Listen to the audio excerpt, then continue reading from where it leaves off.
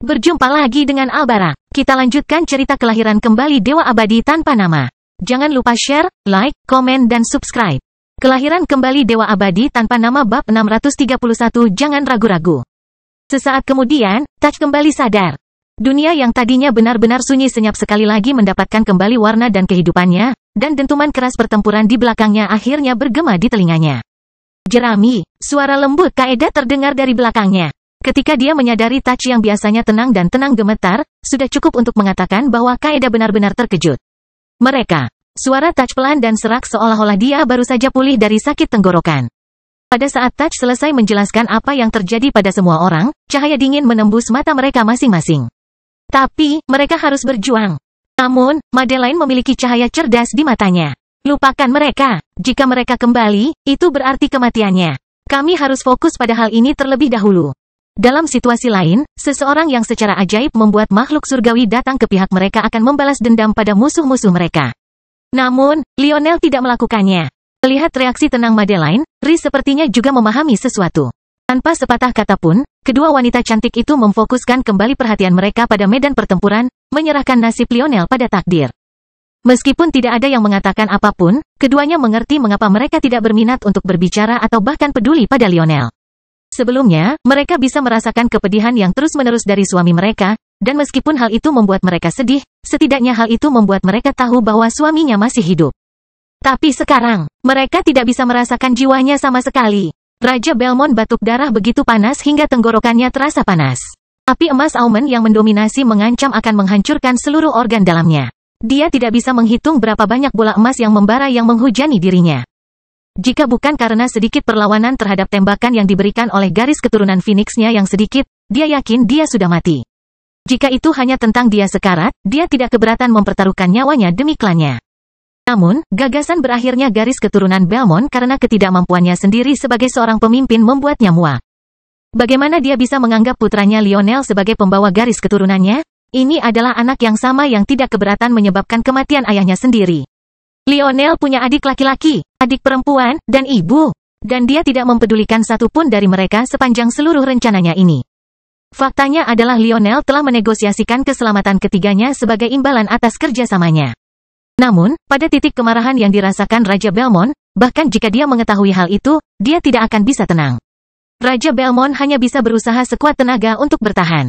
Dia tahu bahwa jika Raja Aumen bosan bermain dengannya dan bergabung dalam pertempuran lainnya, tidak akan ada harapan lagi. Tidak ada yang tersisa untuk melawannya. Bola api lainnya menghantam kekacauan berdarah yang dulunya merupakan dada Raja Belmont. Memperlihatkan tulang rusuknya yang hitam hangus dan jantungnya yang hampir tidak berdetak. Beginilah caraku mati, ya. Di kejauhan, serangan Patianeva semakin ganas. Telapak tangan Raja Clyde mulai mati rasa dan membeku di setiap serangan yang dilancarkan. Dia sudah lama berhenti berkomentar tentang keluarga Patianeva. Alih-alih mengarah ke jurang keputusasaan seperti yang diinginkannya, Patianeva justru malah memanfaatkannya sebagai bahan bakar. Bahkan di ruang hampa, angin Raja Clyde akan bekerja dengan mulus. Jika Dion melihat keserbagunaan dari surat wasiat yang dianggap sederhana, dia akan setuju dengan guru besarnya yang menyebutnya idiot karena menggunakannya sebagai penambah kecepatan sederhana. Serangan Raja Clyde tampak seperti angin.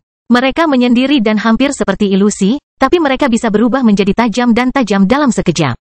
Semua aliran serangan mengikuti jalur yang paling sedikit perlawanannya, meningkatkan potensi setiap serangannya. Namun, rasanya tipuannya semakin tidak berguna. Es terbentuk di udara, berkilauan di sepanjang lengan Patianeva saat dia melayang di udara. Setiap dorongannya ke depan disertai dengan suara pecahan kaca, seolah-olah kehadirannya memperkuat udara antara dia dan lawannya. Fokus Patianeva selama berjam-jam mulai membuahkan hasil. Berapa tahun dia menunggu untuk merasakan perasaan ini? Perasaan bahwa dao Anda berlabuh pada sesuatu yang Anda yakini, sesuatu yang ingin Anda lindungi dengan segalanya. Dia telah melakukan terlalu banyak kesalahan dalam hidupnya. Kesalahan yang tidak akan pernah bisa dia perbaiki. Tapi, bukan berarti dia tidak mau mencobanya. Tinju Patianeva melayang ke depan. Cincin biru dingin muncul dari serangannya, melapisi Raja Clyde dalam lapisan es sebelum serangannya mendarat. Ledakan, Raja Clyde terlempar, lengannya membeku dan retak dalam sekejap. Hanya dalam satu serangan, Raja Clyde kehilangan lengannya. Kamu tidak akan pernah menyentuh istriku lagi. Patianeva mengucapkan kata-kata pertamanya dalam pertempuran ini. Aura bermartabat seorang raja akhirnya terbang kembali ke arahnya seolah-olah dia sedang merenggut nasib Raja Clyde darinya. Atau, lebih tepatnya, Seolah-olah dia sedang merebut kembali takdir yang telah dia serahkan. Kehendak es Raja Patianeva merobek tingkat niat pertama, dengan kuat menstabilkan dirinya dengan hati. Tapi, itu tidak berhenti di situ. Yang satu dengan raga, yang satu dengan jiwa, yang satu dengan kemauan, yang satu dengan niat. Dalam satu lompatan, dia mencapai tingkat niat ke-6, mendapatkan kembali sebagian besar fondasi yang telah hilang. Dengan penerimaan istri dan putrinya, Patianeva telah mendapatkan kembali sesuatu yang dia pikir tidak akan pernah dia dapatkan lagi. Dan sekarang, dia bisa memahami apa artinya menjadi pria sejati lagi. Alasan Patianeva bisa naik kembali begitu cepat adalah karena dia tidak pernah mengubah jalurnya. Dia masih mengikuti jalan yang absolut. Tapi alih-alih bersikap dingin secara absolut, dia akan mencari balasan tertinggi atas tindakannya. Satu-satunya hal yang benar-benar dapat membersihkannya hingga bersih. Kemurnian mutlak. Raja Clyde tertawa terbahak-bahak saat dia menyerang Raja Patianeva. Tapi, dia sudah tidak layak lagi menjadi lawannya. Tidak ada kesenangan atau kepuasan di wajah Patianeva begitu dia mencengkeram leher Raja Clyde, perlahan membekukannya tanpa penyesalan. Sorot mata buas Raja Clyde perlahan memudar seiring sisa-sisa hidupnya. Dan begitu saja, langit lainnya jatuh. Patianeva berdiri diam di udara, memancarkan aura bermartabat. Tapi, saat dia hendak pergi dan membantu makhluk surgawi yang tersisa, indranya menangkap sesuatu yang jahat. Bahkan lebih seram dari kehidupan yang baru saja ia akhiri. Pandangannya tertuju pada planet yang berputar perlahan di bawah, fokus pada bercak merah yang terus bertambah. Ini, Patianeva tidak lagi ragu-ragu, menembaki planet ini dalam sekejap. Kelahiran kembali Dewa Abadi tanpa nama bab 632 sampah. Di tanah suci Belmont, Loki dengan santai mendekati mayat Dion. Dia merenung pada dirinya sendiri tentang bagaimana dia mungkin bertindak terlalu jauh mengingat ukuran kawah di depannya. Tepat sebelum dia mulai, Dion berada di tanah datar, dan semua sambaran petirnya mendarat langsung ke tubuhnya. Artinya, apapun kawah yang terbentuk itu terjadi secara langsung karena tubuh Dion yang terbanting ke tanah dan menanggung kerusakan paling parah. Sepertinya Loki menggunakan Dion seperti mata bor. Melihat ini, Loki hampir terkesan. Bagaimana makhluk hidup bisa bertahan dari siksaan seperti itu dalam waktu yang lama? Bukannya dia meminta banyak, dia hanya ingin Dion menyerah. Entah itu pertarungan di matanya yang memudar, atau dia memohon belas kasihan. Iya, dengan kemauan yang kuat, dia akan menjadi subjek eksperimen yang hebat. Dia tidak akan serapuh semua yang mati karena tusukan kecil. Sesampainya di tepi kawah, Loki menatap Dion dan menghela nafas. Saat ini, tubuh Dion sudah hangus hitam pekat. Selain bagian wajah dan lehernya yang sengaja dihindari Loki agar tidak mati terlalu cepat, bisa dibilang kaget jika tubuh Dion tidak jatuh menjadi abu hanya dengan menyentuhnya. Kabut merah menyelimutinya, beberapa di antaranya mencemari tanah. Bisa dibayangkan warna merah ini kemungkinan besar adalah darah yang bocor dari retakan di kulit Dion. Loki hampir lupa bahwa Dion tidak hanya menghadapi dampak sambaran petir, tetapi juga panas darah yang mendidih akibat efek sampingnya.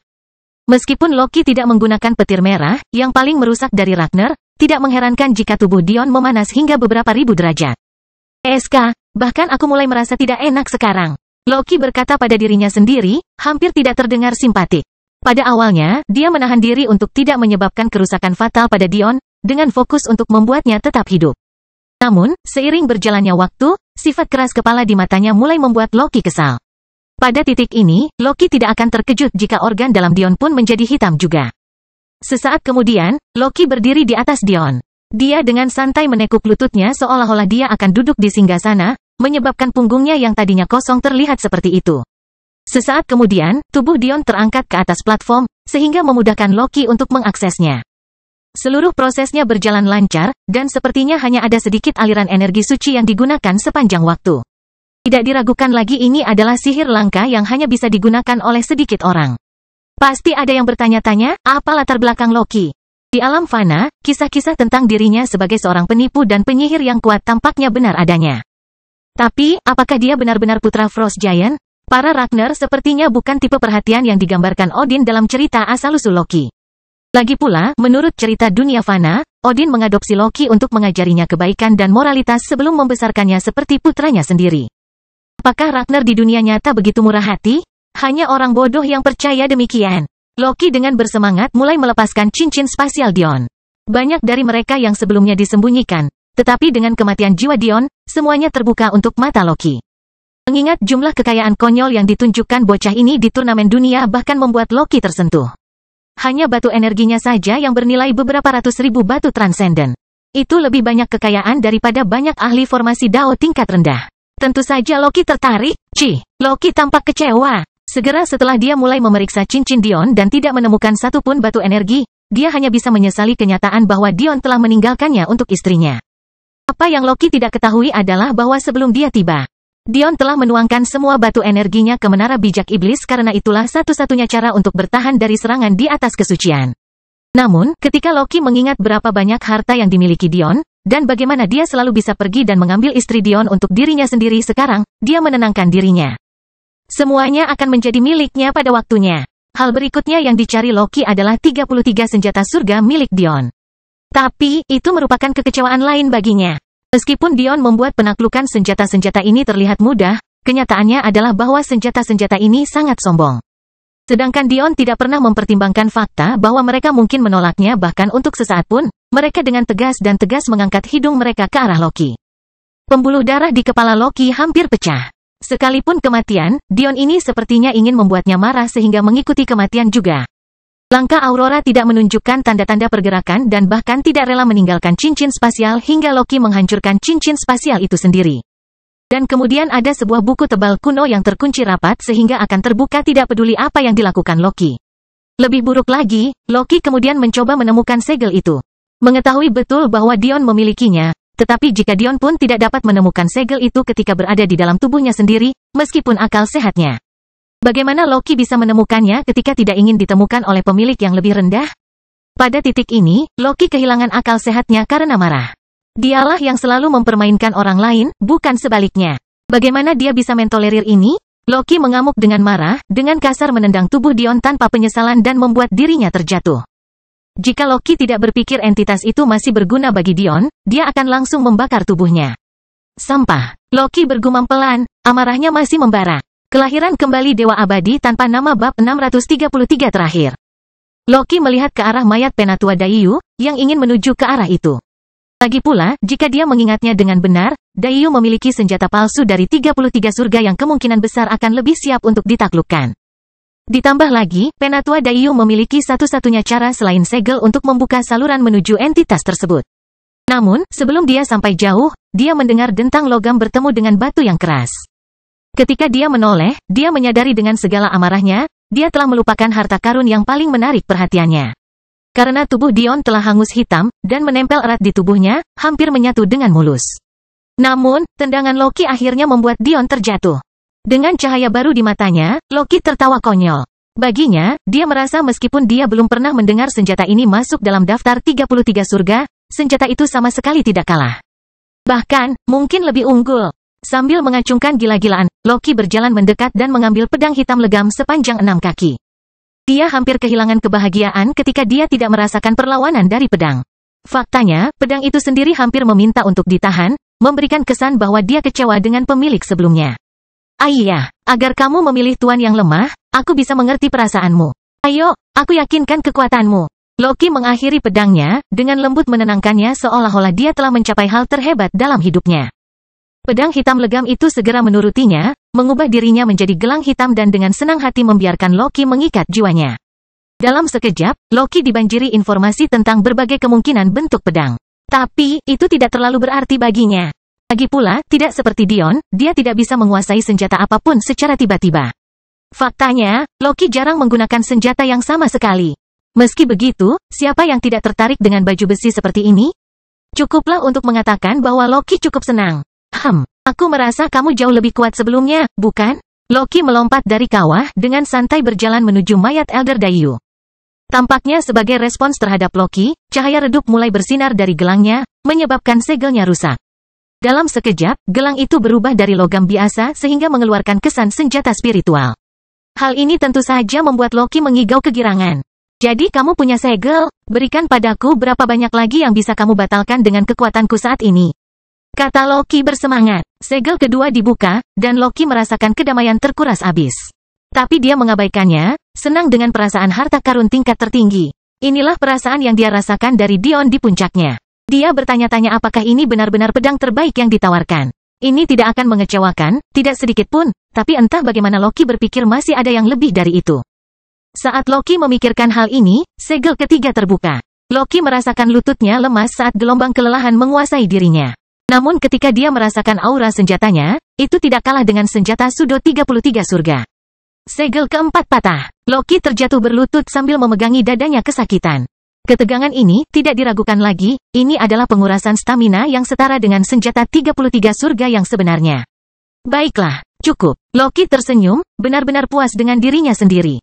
Dia mencoba untuk berdiri, tapi saat itulah sesuatu yang benar-benar di luar dugaannya terjadi. Segel kelima patah. Darah mengalir dari mulut Loki. Dia terjatuh pada kedua lututnya, mengi dan batuk. Dia tidak mengerti apa yang terjadi, senjata macam apa yang tidak mendengarkan tuannya. Sebenarnya ada banyak senjata yang menampung jiwa jahat yang seringkali mengabaikan keinginan tuannya. Namun, perbedaan antara mereka dan senjata ini adalah fakta bahwa mereka tidak cukup kuat untuk menyebabkan kematian tuannya dengan cara apapun secara langsung. Namun, senjata Raja Naga bisa bersenang-senang. Saat Loki merasa putus asa untuk pertama kalinya dalam hidupnya, sebuah suara yang seharusnya terhapus dari keberadaan terdengar di belakangnya. Ekspresi buas tersebar di seluruh wajah Loki. Meskipun dia kehabisan tenaga, dia masih memiliki cukup uang untuk membunuh ahli formasi Meridian yang pincang. Namun, segel keenam patah. Loki merasakan dagingnya hampir roboh ke dalam. Kulitnya tergantung begitu erat pada tulangnya sehingga dia tampak seperti kerangka. Dion dengan lemah tersandung keluar dari kawah. Dia tidak tahu bagaimana dia menemukan energi untuk keluar, tapi dia telah menggunakan setiap ons kebencian yang dia miliki terhadap Loki sebagai bahan bakarnya. Tidak ada yang bisa menghentikannya untuk menyaksikan kematian pria ini. Dengan seluruh kekuatan yang bisa dia kumpulkan, Dion menendang sisi Loki, membuat pria setinggi 5 meter itu jatuh ke punggungnya dan melihat ke atas dengan lesu. "Kamu, bagaimana?" Loki berbicara dengan lemah. Namun, pada titik inilah dia mulai merasakan serangan terhadap jiwanya. Raja Naga sedang mencoba mengambil alih tubuhnya. Dion menunduk, sudah menduga ini.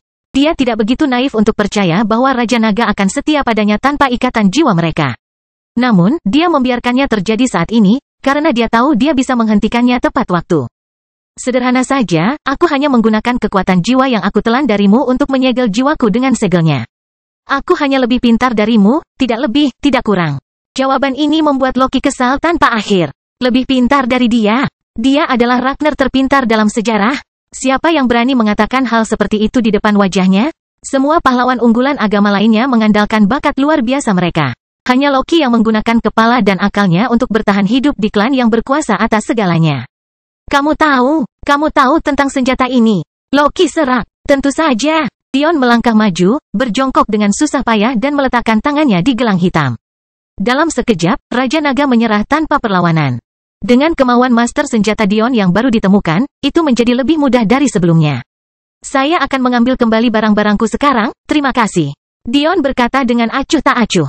Meskipun Loki merasa sangat lega dengan jiwa yang menghisap lintah dari pergelangan tangannya, dia tidak mungkin bisa pulih dalam waktu singkat.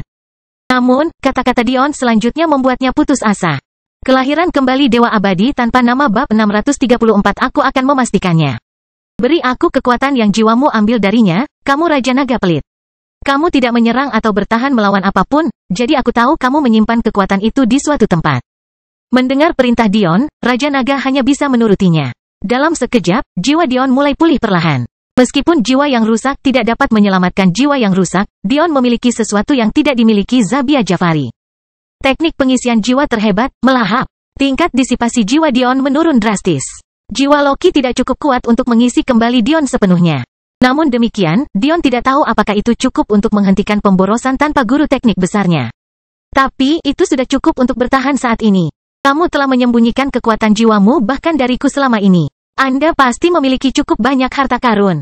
Dion berkata dengan acuh tak acuh sambil mengacungkan pedangnya. Dion membuat luka dalam sepanjang paha Loki, memutarnya tanpa penyesalan. Jeritan Loki mulai memenuhi dunia batin. Meskipun dia sudah menduga hal ini segera setelah Dion memenuhi mejanya, gagasan tentang penyiksaan yang ditimpakannya sudah cukup untuk membuatnya gila. Bahkan dalam melampiaskan rasa kekecewaannya, Dion berpikir jernih. Dia sepenuhnya sadar bahwa jika dia membuang terlalu banyak waktu, Loki akan pulih dan dia tidak akan punya peluang. Tapi, bagaimana Loki bisa melakukan hal seperti itu jika Dion perlahan mencabik-cabik jiwa dengan setiap tusukan pedang? Mata Dion datar, berkedip perlahan dengan nyala api hitam pekat. Dia dengan tenang mengiris paha Loki, memisahkan ototnya seolah-olah dia adalah seorang ahli bedah sebelum perlahan-lahan menusukkan ketajaman pisau ke tulangnya dan memutar. Ketegangan jiwa pada Loki ditambah dengan penyiksaan yang sangat menyiksa menyebabkan teriakannya mencapai tingkat yang lebih tinggi. Dion tiba-tiba menghela nafas. "Apa yang aku lihat tidak bisa mengatakan bahwa suara yang kamu buat adalah bagian dari ilusi?" Sayang sekali Anda tidak memiliki sisa tenaga yang cukup untuk melakukan hal lain. Kata-kata itu memotong Loki, membungkamnya dalam sekejap. Untuk pertama kalinya, mata Loki membelalak ketakutan. Sejak awal penyiksaan Dion, Loki telah melakukan yang terbaik untuk berpura-pura seolah dia tidak berdaya. Hanya dengan cara ini Dion akan menurunkan kewaspadaannya dan mengembalikannya kembali. Karena Dion telah mengambil hal yang meningkatkannya, kelangsungan hidup masih mungkin dilakukan. Namun, keinginan musik Dion terlalu sensitif untuk melakukan hal seperti itu. Dia sudah lama menguasainya sebagai sebuah niat. Bagaimana dia bisa tertipu oleh suara palsu? Masalahnya adalah Loki tidak tahu bahwa inilah alasan Dion mengungkapkan dirinya. Baginya, Dion telah menjadi seperti dewa yang tanpa celah. Seseorang yang mampu merencanakan begitu banyak langkah ke depan sehingga bahkan Loki si penipu pun tertipu. Mungkin jika dia tidak terlalu lelah dia akan mencoba ilusi lain. Mungkin dia akan memikirkan kebenaran. Namun sayangnya, Dion telah menginjak-injak harapannya dan mencabik-cabiknya tanpa penyesalan. Sederhananya, saat Loki mengungkapkan siapa dirinya sebenarnya, dia telah kalah. Faktanya adalah Dion hampir tidak memiliki kekuatan untuk berdiri, apalagi mencoba menggunakan indera keenamnya untuk melihat ilusi Loki.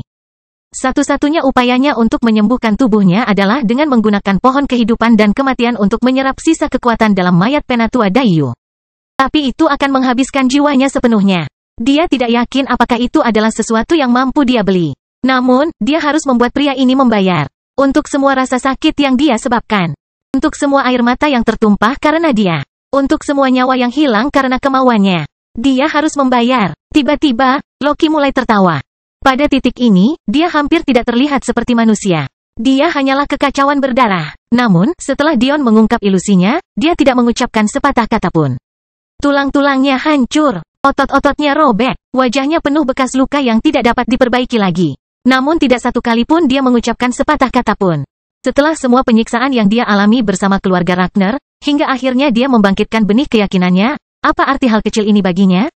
Ayo, bunuh aku kalau begitu. Anehnya, Dion juga terkekeh, saya sudah lama menyadari bahwa mengiris kulit dan mematahkan tulang itu terlalu mudah. Sejak kapan tubuh seorang Saint Puncak mampu disakiti separah ini oleh pria yang hampir tidak bisa mengangkat satu jari pun? Loki tetap diam. Pada titik ini, dia sudah terlalu terbiasa dengan Dion yang bisa melihat melalui dirinya. Meskipun tubuh Loki tidak sekuat itu, situasinya masih sebanding mengingat perbedaan kekuatan antara Dion dulu dan sekarang. Bahkan pada kekuatan puncaknya, Dion telah mengeluarkan segalanya bahkan untuk melukai penatua Daiyu, dan saat itulah dia membuka 5 segel pada senjata Raja Naga. Namun sekarang, Dion berantakan dan tidak bisa mengumpulkan kekuatan apapun. Dia juga tidak bisa menangani bahkan satu segel pun yang rusak. Saat ini, pedang Raja Naga tidak lebih dari senjata biasa di tangannya. Jawabannya jelas. Loki telah mengalihkan sisa kekuatannya untuk melindungi organ terpentingnya sambil mencoba mengulur waktu. Dia akan membiarkan Dion bersenang-senang sekarang. Namun begitu dia mengumpulkan cukup energi suci hingga membentuk setetes meridiannya, maka sandiwara ini akan berakhir. Tidak ada yang bisa dilakukan Dion. Jiwanya telah disadap. Dia hampir tidak bisa mengangkat tangannya. Bahkan pandangannya terus kabur. Dia bisa merasakan bahwa bagian jiwa yang dia lindungi dengan milik Loki mulai memudar lagi. Dan kali ini tidak ada yang bisa menghentikannya. Tidak ada yang bisa ditelan, tidak ada yang bisa menghentikannya. Tidak ada yang bisa membantu. Saya hanya perlu 10 menit lagi. Kata Loki, tatapan sinis di matanya. Dalam 10 menit lagi, aku akan memastikan jiwamu tidak pernah kembali. Kelahiran kembali Dewa Abadi tanpa nama bab 635 keadaan. Dion dengan tenang mengangkat kaktus, mencoba mengiris perut Loki. Tapi, hasilnya sesuai harapan. Bahkan tidak ada garis putih yang dihasilkan dari usaha terbaiknya. Bersembunyi di dalam cangkang kura-kura, begitu. Nada suara Dion datar. Provokasi tidak akan berhasil di sini.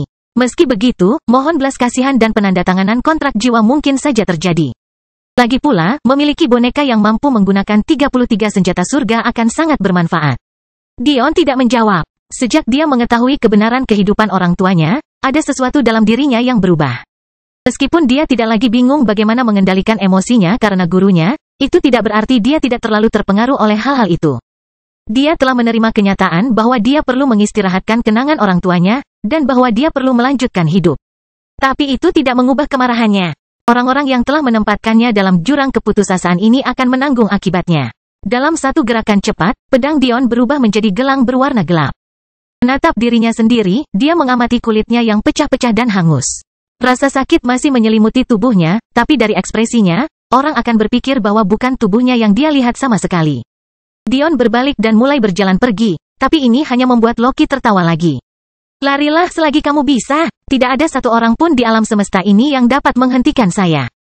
Apa yang Loki takuti? Tidak ada yang bisa menunjukkan kecuali mereka menggunakan gadis Mei Ying yang menghilang itu, tapi bentuk perlindungan tertingginya adalah luka Dion.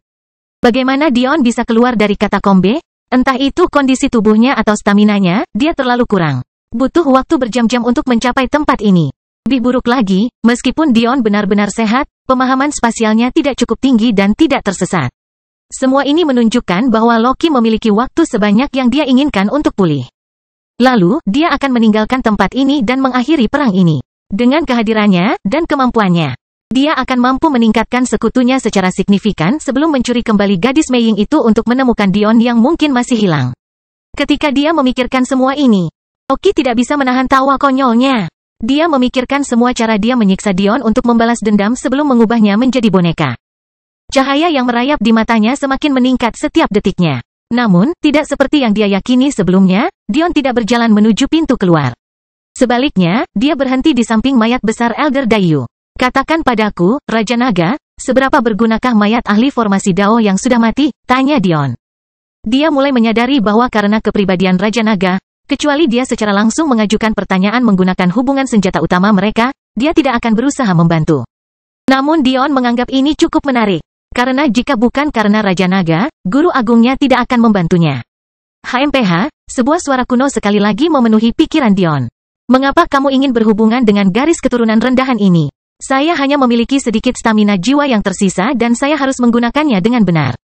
Dion menjelaskan seolah-olah Raja Naga belum menyadarinya, saya perlu tahu apakah saya dapat menggunakan teknik pohon kehidupan dan kematian saya, atau bukan. Biasanya, menyerap esensi dari mayat tanpa kesadaran orang yang hadir adalah hukuman mati. Raja Naga menjelaskan, mayat secara otomatis mengumpulkan ki kematian. Satu-satunya cara esensi dilindungi dari ki kematian adalah jika kesadaran melindunginya dengan memisahkannya dari tubuhnya sebelum ki kematian menjadi faktornya. Atau dengan secara aktif melindunginya saat kesadaran masih berada di dunia ini. Kesadaran tiba-tiba menimpa Dion. Jadi itu sebabnya dia bisa menerima esensi Demon Sage, serta esensi tuannya dan suaminya. Majikannya secara aktif melindungi esensi dia dan suaminya, kemungkinan besar untuk kepentingan Little Black, sebelum dia akhirnya menghadiahkannya kepada Dion. Orang bijak iblis pasti melakukan ini juga. Namun, kamu berbeda karena kamu telah menguasai kematian dengan seseorang yang memiliki level hati. Anda dapat mengabaikan sedikit ki kematian ini karena dia baru saja mati selama beberapa jam. Faktanya, jiwanya bahkan belum hilang seluruhnya. Bisa dikatakan, mayat ini tidak memiliki esensi yang tersisa. Dia adalah mantan ahli formasi Dao yang terpaksa mundur dari budidayanya sendiri untuk mempertahankan hidupnya. Satu-satunya alasan mengapa dia meledak dengan kekuatan formasi Dao pada akhirnya adalah karena dia membakar sisa esensinya. Jadi, sayangnya, tidak ada lagi yang tersisa untuk diserap. Dion menghela nafas. Itu berarti tidak ada kemungkinan untuk menyerap garis keturunan naga giok hitam. Meskipun Raja Naga mengabaikannya, Dion adalah manusia dengan tubuh yang terlalu rapuh. Namun, garis keturunan Demon Sage sangat bagus dan memberinya banyak kekuatan. Faktanya, mengingat Raja Naga tidak mengatakan satu kata pun yang buruk tentang Sage Iblis, dia mungkin menyetujui garis keturunan Sage Iblis. Hal ini benar-benar mengejutkan bagi Raja Segala Naga. Tapi, bukan berarti tidak ada manfaatnya bagimu atas jenazahnya. Mata Dion berbinar mendengar kata-kata ini saat dia mendengarkan dengan amah. Dia mengalihkan seluruh esensinya untuk meledak dengan vitalitas. Energi itu saat ini bocor dari ototnya dan terkikis oleh ki kematian saat kita berbicara. Dia pada dasarnya menjadi batu energi yang sangat mudah dicerna dan dirancang dengan sempurna untuk pengembangan tubuh. Anda dapat menggunakan pohon kehidupan dan kematian untuk menyerap vitalitas ini guna menyembuhkan luka Anda dan meningkatkan garis keturunan Anda yang ada. Mengapa kamu menginginkan garis keturunan yang meninggal ketika kamu memiliki garis keturunan yang mengalir melalui pembuluh darahmu di luar jangkauanku? Mungkin dalam situasi yang berbeda. Dion akan memutar lebar. Kelahiran kembali Dewa Abadi tanpa nama bab 636 jelaskan. Dion diam-diam berdiri di samping mayat besar Penatua Daiyu, menenangkan dirinya. Dia harus fokus untuk memanfaatkan teknik keluarga Acacia seefisien mungkin, jika tidak, semua ini akan sia-sia. Biasanya, menggunakan salah satu teknik Elfin kuno adalah permainan anak-anak bagi Dion. Namun, hal-hal baru tersebut benar-benar dimasukkan ke dalam perspektif ketika mengamati bagaimana mereka yang memiliki jiwa yang tidak terlalu abnormal dalam menangani penggunaan teknik ini. Misalnya, hanya menggunakan pohon kehidupan dan kematian dalam situasi yang mengerikan, tidak berani menggunakannya dengan menjual seperti Dion. Sayangnya, sekarang Dion berada dalam posisi di mana bakat jiwa semakin berkurang seiring dengan kekuatan jiwa dan staminanya, dia tidak punya pilihan selain berhemat dengan jiwa seperti orang lain. Saat Dion hendak mewujudkan tekniknya, alisnya tiba-tiba mengerutkan kening saat jiwa merasakan sentuhan samar dari sesuatu yang aneh. Apa? Meskipun Dion tampak bingung, dia pulih untuk berbicara. Apakah kamu akan terus bersembunyi? Atau haruskah aku memanaskan sisa jiwamu sekarang? Dion berbicara langsung kepada mayat itu. Menggunakan sisa staminanya untuk menyembunyikan suara Loki dengan keinginan musik. Jika asumsinya benar, dia mampu melakukan hal seperti itu sekarang. Apa maksudnya berbicara denganku, iblis? Cepatlah sekarang dan bunuh aku. Suara Penatua Dayu terdengar, meskipun jauh lebih lemah dari sebelumnya.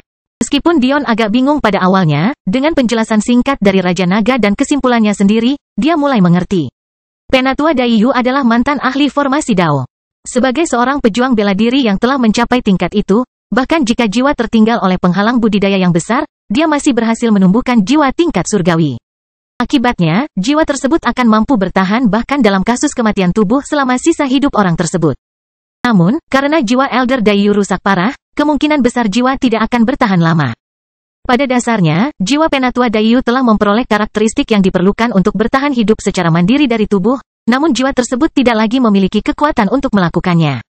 Akibatnya, dia berada dalam keadaan aneh di mana dia sangat sadar akan dirinya yang perlahan-lahan menghirup. Aku hanya ingin berada di sini jika lelaki tua itu tersedak di depanku dan mengucapkan kata-kata terakhirnya. Fakta bahwa kamu masih berpikir aku adalah Raja Naga tidak relevan di iklim dingin. Anda sudah lama kehilangan rasa hormat saya, dan saya tidak akan membiarkan keluarga Dayu. Anda dapat berasumsi bahwa mereka hilang seiring dengan kematian Anda. Dion berbicara dengan tenang. Bagi siapapun yang menonton, seolah-olah dia tidak memiliki ancaman Loki yang membayangi kepalanya. Faktanya, seolah-olah dia tidak terluka parah sama sekali meskipun hanya sedikit yang bisa sadar di bawah luka yang begitu parah. Penatua Dayu tidak tahu harus berkata apa sebagai tanggapannya. Sebelumnya, dia mengira Raja Naga sedang mencoba berbohong padanya. Namun, apa alasan Raja Naga berbohong sekarang? Dia sudah sekarat dan tidak bisa membalas, tentu saja jika Dion adalah Raja Naga yang sebenarnya, dia akan merasa sombong sekarang. Namun, bagaimana Penatua Dayu bisa merasa tenang mengetahui bahwa dia tidak hanya mati sia-sia, klannya juga akan mati? Dia merasakan penyesalan yang tak ada habisnya. Tapi tidak ada yang bisa dia lakukan. Bahkan jika Dion tidak melakukan apapun, dia akan mati dalam kematian yang sebenarnya dalam beberapa hari, dan tanpa dia, Dayu tidak berarti apa-apa bahkan di alam semesta ini. Ditambah lagi, bagaimana Raja Belmont membiarkan pengkhianat tetap hidup? Meski begitu, kemarahan yang mendidih dalam diri Penatua Dayu tidak memiliki ruang untuk dilampiaskan. Dan Dion tidak akan mengizinkannya meskipun dia melakukannya. Apakah dia peduli saat dia mengambil Dion untuk dikorbankan? Apakah dia memikirkan orang-orang yang merawatnya? Bagi mereka yang akan menitikkan air mata ketika dia pergi? Sejak awal, Penatua Dayu tidak melakukan apapun selain bertindak egois. Bahkan jika semuanya dimulai karena kemarahannya atas kehilangan saudara-saudaranya. Jika dia memilih untuk menerima kenyataan bahwa Raja Naga telah disucikan dan disingkirkan, semua ini tidak akan terjadi. Di mana Jade? Dion tiba-tiba bertanya, berhenti sejenak sebelum dia melahap jiwa Penatua Dayu. Meskipun melahap bisa membaca ingatan, itu membutuhkan kontrol ekstra dan kekuatan jiwa yang tidak bisa dialihkan Dion saat ini. Jadi, dia pikir dia setidaknya akan mencoba peruntungannya meskipun tidak mungkin Penatua Dayu akan menjawab dalam keadaan marahnya saat ini. Tawa pahit secara tidak sengaja keluar dari Penatua Dayu. Dia terdengar sedih dan bersalah, tidak pernah berpikir dia akan mati dengan cara yang menyedihkan. Tapi dia tetap menjawab, murni karena dia tahu kebenaran masalah ini akan membuat Dion bingung.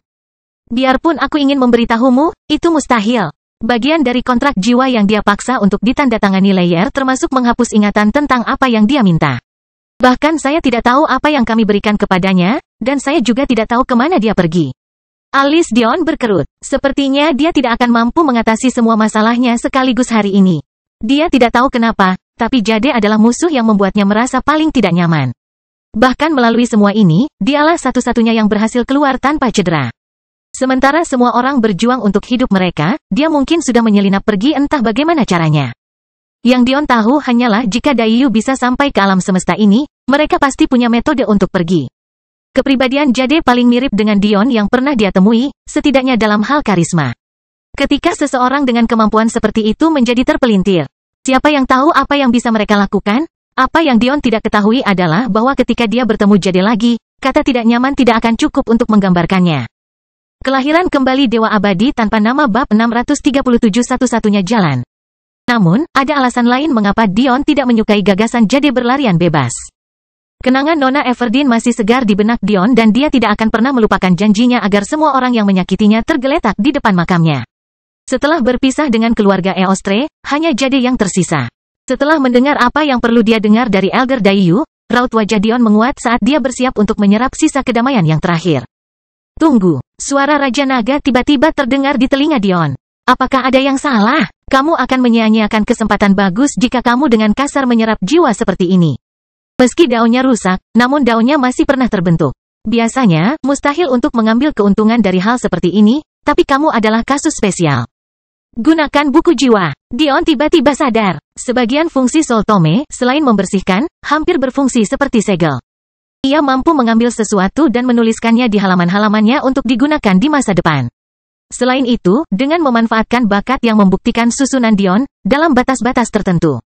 Ia dapat mengubah hal-hal tersebut secara langsung menjadi susunan yang dapat diserap yang dapat digunakan untuk mempelajari apapun secara instan.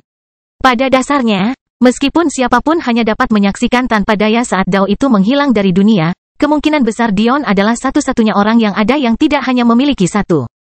Tapi dua metode untuk menghentikan hal itu terjadi. Dia bisa menggunakan segelnya atau buku jiwa. Namun, menggunakan desil akan membutuhkan tekanan konstan pada staminanya. Dalam kondisi puncak, hal ini dapat diabaikan oleh Dion. Tapi sekarang, itu benar-benar perbedaan antara hidup dan mati. Untungnya, dia memiliki jiwa yang tebal. Bantuan itu bisa menyimpan sesuatu secara pasif, tanpa jiwa Dion dalam mengikatnya. Meski begitu, masih ada sesuatu yang meresahkan Dion. Raja Naga. Jika aku menyerap Dao yang hancur dan tersisa ini ke dalam buku jiwa, apakah itu akan sangat membantu? Kekhawatiran Dion bukannya tidak berdasar. Bagaimanapun, dia tahu secara langsung pentingnya membangun hati Dao Anda sendiri. Jika dia belajar dari pemahaman orang lain, bukankah dia akan merugikan dirinya sendiri dan mempersiapkan dirinya untuk serangan balik besar-besaran di masa depan? Semuanya tampak berlawanan dengan intuisi. Penting untuk membangun Daosmu sendiri, ya. Namun, ini, meski dalam keadaan hancur, dapat berguna untuk banyak hal. Pertama, ada senjata. Memasukkan Dao ke senjata sangatlah sulit, tetapi ini juga merupakan langkah utama dalam menempa peralatan jalur legendaris. Dao menyediakan energi sehingga Anda tidak perlu melakukannya. Kedua, semua Dao dengan nada yang sama berasal dari asal yang sama. Bahkan jika jalannya berbeda dari Anda, memanfaatkan pemahamannya akan tetap mempercepat jalan Anda selama hati Anda teguh. Dan itu mengarah pada manfaat ketiga. Ini adalah metode yang sangat kuno dan hampir masokis, tetapi menurut saya metode ini sangat cocok untuk Anda. Anda telah melihat bagaimana kekuatan seseorang yang memiliki hati dapat dihancurkan oleh mereka yang memiliki kultivasi yang unggul. Bukan, Dion memandang ke kejauhan ke arah tangan yang masih dirantai dan mau tidak mau setuju. Jaraknya masih ribuan, bahkan puluhan ribu mil, namun Dion selalu merasakan tekanan tak berbentuk ini. Dia selalu percaya dirinya sombong tanpa batas. Namun entah bagaimana entitas ini masih membuatnya merasa bahwa keinginannya tidak ada artinya dibandingkan dengan. Sejujurnya, fakta bahwa kamu bisa berdiri di sini tanpa berlutut sudah merupakan bukti kebodohan atau kesombonganmu. Tapi, saya harus mengatakan saya menyukai sikap Anda. Jadi, aku akan mengajarimu sesuatu. Ekspresi ketertarikan muncul pada fitur Dion. Dia tahu bahwa Raja Naga memiliki banyak warisan di dalamnya. Faktanya, jumlahnya mungkin mencapai jutaan mengingat berapa banyak masa hidup yang telah dilaluinya dengan mengambil alih tubuh. Apakah ini berarti kamu bisa mengajariku jiwa naga juga? Dion bertanya penuh harap. Mustahil. Anda tidak memiliki darah naga di dalam diri Anda. Dimensagemu begitu arogan sehingga dia tidak pernah mencampurkan darahnya dengan apapun selain darahnya sendiri. Apakah kamu mengerti sekarang mengapa hal itu mengatakan kesombonganmu itu palsu? Itu tidak cukup mendalam untuk dibandingkan dengan orang yang Anda sukseskan. Apalagi saya, Dion hanya bisa menggelengkan kepalanya mendengarnya. Dia sombong, tapi ada hal-hal yang dia tempatkan di atas kesombongannya juga. Jika itu berarti menyelamatkan nyawa orang yang dia sayangi, dia tidak akan ragu untuk sujud. Apa kebanggaan menghadapi kematian orang yang dicintai?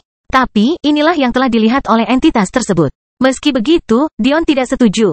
Baginya, kesombongan bisa muncul dalam berbagai bentuk. Mungkin dalam situasi lain, orang lain mungkin lebih sombong dibandingkan dirinya. Namun dalam situasi di mana itu berarti hidup dan mati orang-orang yang ia sayangi, tidak ada seorang pun yang dapat menandinginya. Maksudmu aku tidak bisa mengolah tubuh sampai titik itu? Dion menanyakan hal ini, tapi dia sudah tahu jawabannya.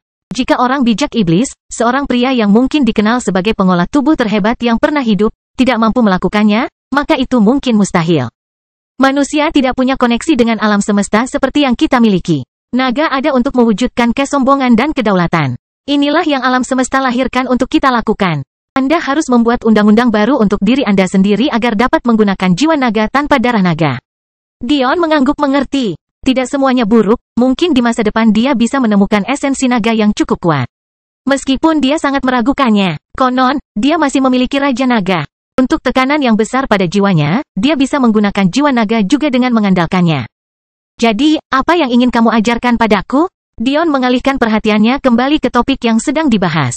Dia tidak lupa bahwa Loki masih jauh di belakangnya, dia juga tidak menyerah untuk membantu mengakhiri perang ini. Itu adalah teknik kuno yang sepertinya sudah tidak ada lagi di dunia ini. Jika Anda ingin berdiri di puncak dunia dengan dao yang tak tergoyahkan, inilah satu-satunya cara untuk melakukannya. Kelahiran kembali Dewa Abadi tanpa nama bab 638 sangat suka. Mata Dion bersinar. Dao yang tak tergoyahkan, mustahil bagimu untuk berakhir dengan dao yang hancur. Kekuatan yang diperlukan untuk melakukan hal seperti itu kepada Anda. Jika Anda menguasai teknik ini, akan lebih dari yang diizinkan oleh alam semesta untuk dimiliki oleh satu orang.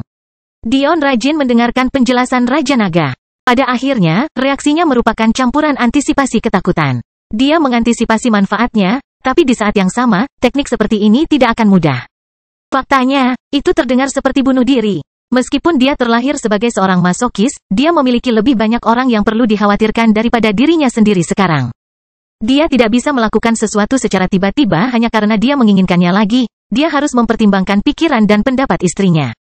Terutama karena menyembunyikan sesuatu dari mereka sementara jiwa mereka terhubung sebagai satu kesatuan praktis mustahil untuk dimulai. Teknik itu sendiri dikenal dengan nama Wheel of Heart. Aspek pertama dari teknik ini adalah jalur kedaulatan. Untuk mencapai kesempurnaan dalam kehendak hati, seseorang perlu membentuk 9 dao dengan menggunakan jalur ini. Saat ini, Dion memiliki musik, ahli senjata, iblis, dan keinginan mati yang semuanya mengikuti jalan ini, tetapi mereka masih jauh dari menjadi dao. Aspek kedua adalah aspek masokis. Untuk itu diperlukan penempaan hati Anda dengan memahami atau menyerap jalan-jalan yang bertentangan dengan jalan Anda sendiri. Ketika Dion mendengar ini, bahkan dia tidak bisa menahan keringat dingin. Teknik ini pada dasarnya meminta penggunanya untuk dengan sengaja menyebabkan budidaya mereka menyimpang.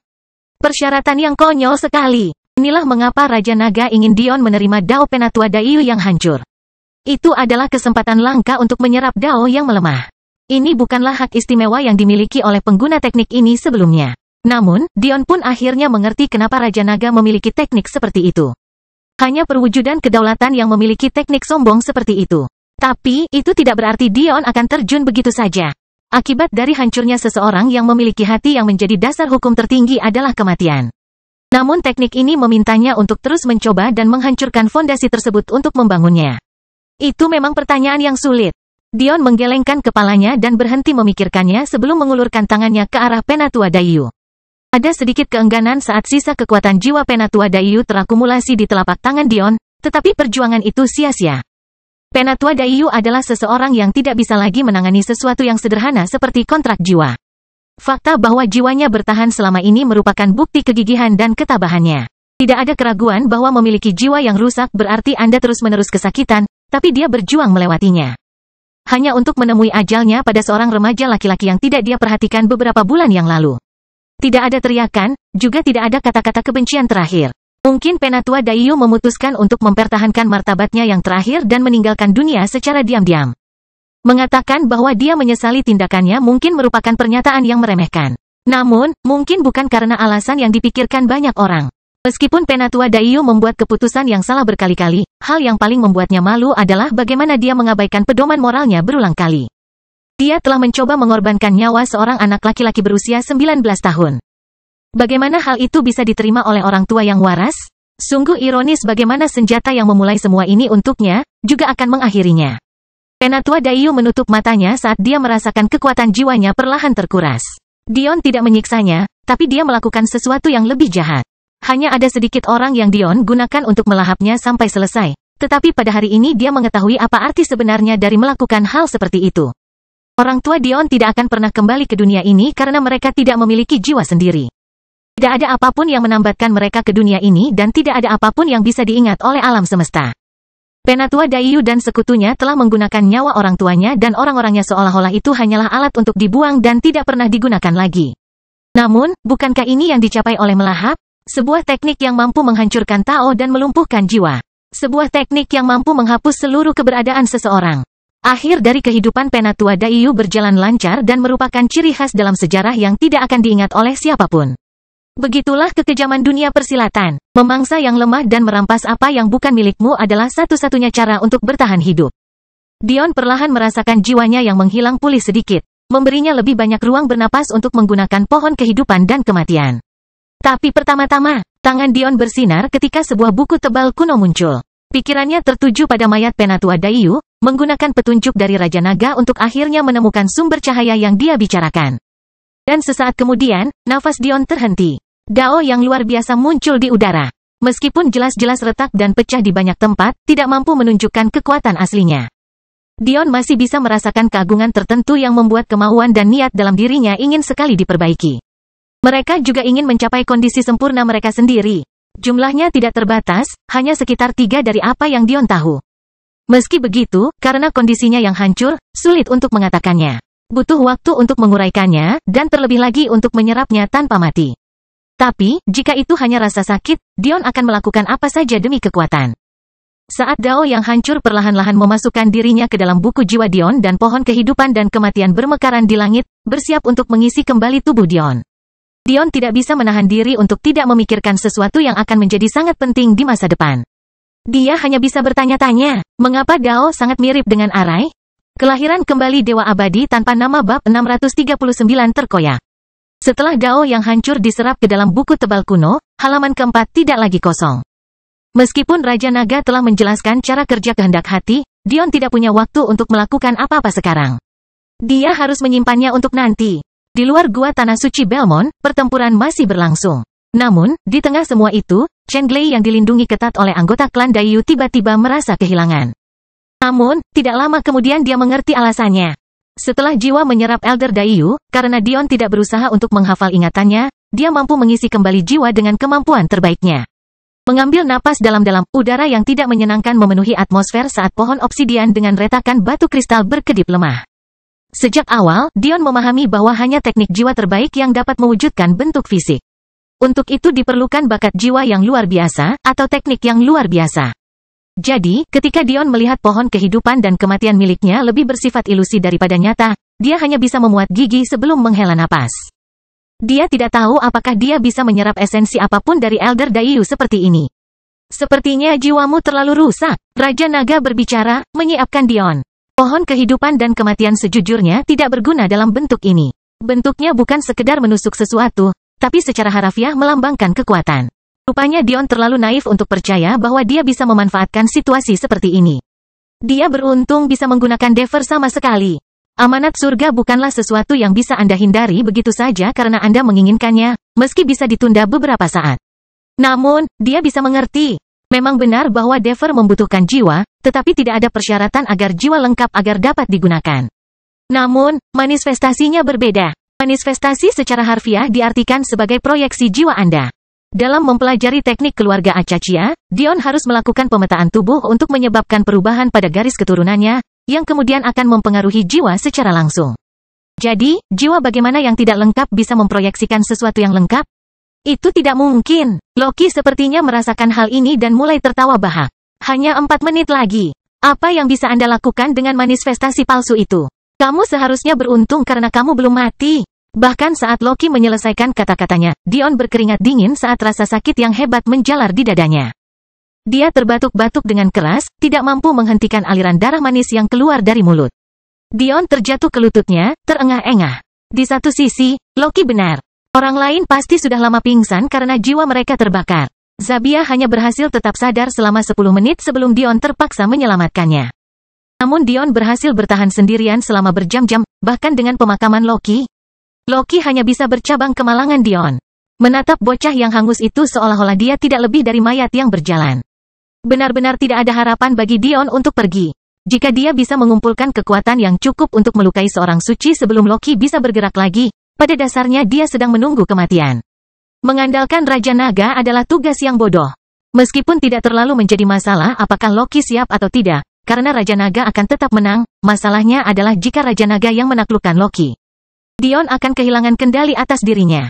Dion tidak begitu naif untuk percaya bahwa Raja Naga adalah makhluk yang baik hati.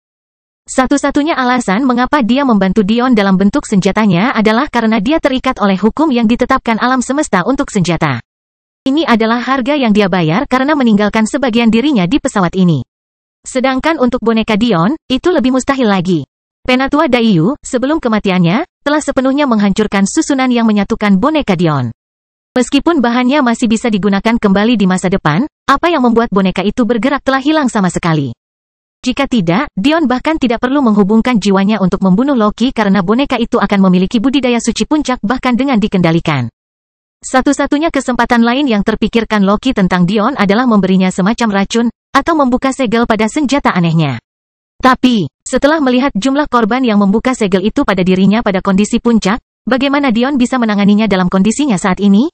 Mengenai racun. Setelah disiksa selama bertahun-tahun di wilayah klan Ragnar, bagaimana racun biasa bisa mempengaruhinya lagi? Belum lagi fakta bahwa membawa racun yang mampu mengakhiri hidup seorang Sein puncak adalah hal yang jarang terjadi. Karena semua alasan tersebut, Loki tidak lagi mempermasalahkan Dion, malah memilih fokus pada kesembuhannya sendiri. Saat ini, satu-satunya hal yang berhenti untuk bergerak adalah tingkat berbahaya yang telah mencapai kedamaian. Dia benar-benar merasa hidupnya tergantung pada seutas benang tipis. Jika dia tidak mengisi kembali jiwa dengan benar, nyawanya bisa hilang kapan saja. Oleh karena itu, dia tidak punya pilihan selain meluangkan waktu dan jiwa untuk mengembangkan, sesuatu yang jarang dia lakukan mengingat sebagian besar kekuatan didasarkan pada pengembangan energinya. Sayangnya bagi Loki dan banyak orang lain seperti dia, pengembangan jiwa adalah tugas yang sangat sulit, menyakitkan, dan lambat. Jadi, ketika dia mengatakan dia membutuhkan 10 menit untuk menstabilkan dirinya dan berdiri, dia tidak melebih-lebihkan sedikit pun. Namun, semua itu tidak penting. Yang bisa dipikirkan Loki hanyalah bagaimana dia bisa menjaga Dion tetap hidup untuk jangka waktu paling lama sehingga dia bisa merasakan tubuhnya terkoyak. Kelahiran kembali Dewa Abadi tanpa nama bab 640 berat besar. Raja Patya Neva, setelah mendapatkan kembali gelarnya dan sebagian besar kekuasaannya, menyerbu langit, meluncur menembus atmosfer bumi dengan lingkaran api yang berkobar di sekelilingnya. Meskipun dia tidak memiliki empati sejati Raja Acaccia, dia tidak berusaha untuk mengetahui sesuatu yang tidak menyenangkan sedang terjadi.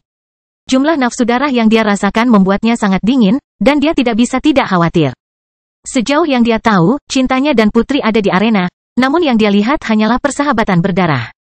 Mata Patya Neva melebar saat dia muncul di atas langit arena.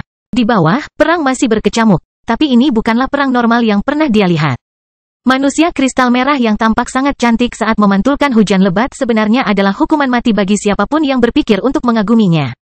Sentuhan sederhana pada prajurit yang lemah berarti esensi darah mereka dilemahkan secara paksa.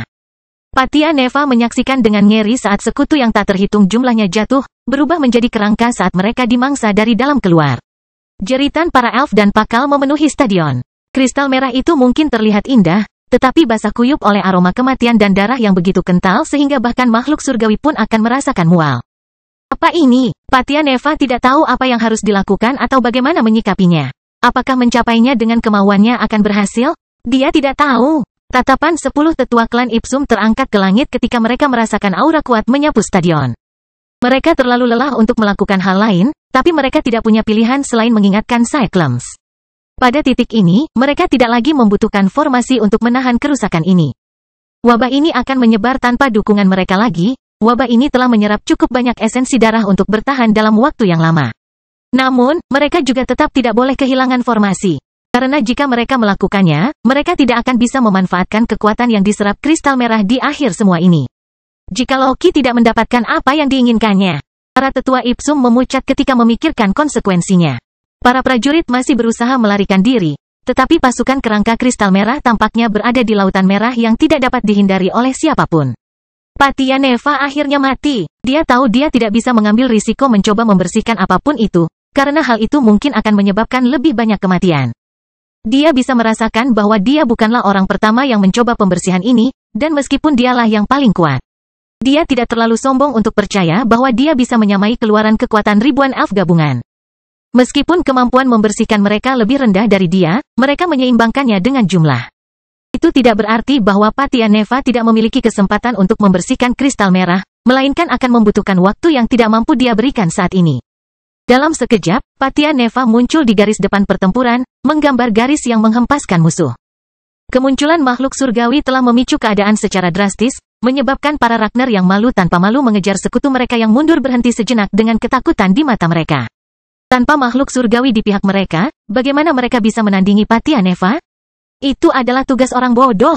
Dinding es tumbuh secara eksplosif, menghentikan rentetan kristal merah. Berlari, Patya Neva meraung. Dia bisa merasakan bahwa bahkan dengan jalur kemurniannya, kristal merah itu menyerap kekuatan yang menopang keinginan esnya. Lebih buruk lagi, dia bisa merasakan vitalitas akhir tanpa mengalir melalui pemboman kristal di sisi lain dindingnya. Dia tidak perlu berpikir banyak untuk memahaminya. Dia pernah melihat teknik ini digunakan sekali sebelumnya. Saat dia menyaksikan klannya dihancurkan, cahaya dingin melintas di mata Patya Neva. Dia menolak membiarkan kejahatan ini memberikan pukulan fatal lagi kepada sekutunya. Tidak selama dia ada di sini. Di langit, Raja Belmont terus-menerus diserang dengan api emas yang menyilaukan. Menggambarkan keadaannya sebagai sebuah penyesalan adalah sebuah pernyataan yang meremehkan, dan fakta bahwa dia masih hidup hanya membuktikan keinginannya untuk memenuhi janjinya sebagai raja. Dia merasa dia telah mengecewakan semua orang, dia seharusnya bersiap untuk ini, tapi ternyata tidak. Dan memikirkan cucunya sendiri, untuk bisa melewati ini, harus kuakui, kamu layak menyandang gelar raja. Saya yakin dengan kemampuan anak Anda, nama Belmont akan baik-baik saja, Raja Belmont memandang ke arah para elf dan patriark Pakal yang masih bertarung di jarak jauh. Rasa bersalah menyerang hatinya, tapi dia tahu dia tidak akan bisa membantu mereka, kemungkinan besar dia akan mati. Akhir yang pantas untuk seorang raja yang tidak berguna.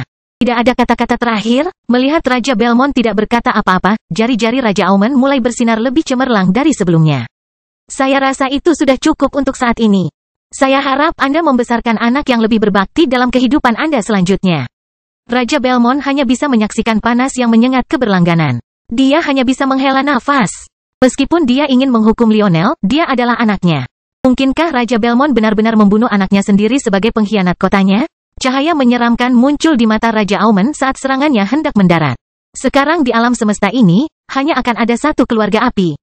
Namun dampak besar yang diharapkan Raja Aumen tidak pernah terjadi. Faktanya, kekuatan besar dari serangannya sepertinya mengenai sesuatu yang lembut dan empuk, membuatnya tidak mampu menampilkan kekuatan penuhnya. Saat Raja Aumen akan mengambil tindakan, tekanan akan turun ke sekeliling secara bersamaan dengan kecerahan terbuka. Ketika dia melihat apa yang ada di hadapannya, matanya tidak bisa menahan agar tidak melebar. Di sana berdiri sepasang suami istri, pasangan yang serasi di surga. Wanita itu sangat cantik dan memegang rubah putih kecil di pelukannya, tetapi pria itu memiliki aura yang begitu menyesakkan dan mendominasi sehingga Raja Aumen tanpa sadar mundur. Raja Belmont menghela nafas lega, beban berat jatuh dari bahunya. Baiklah, Nora, cerita bersambung.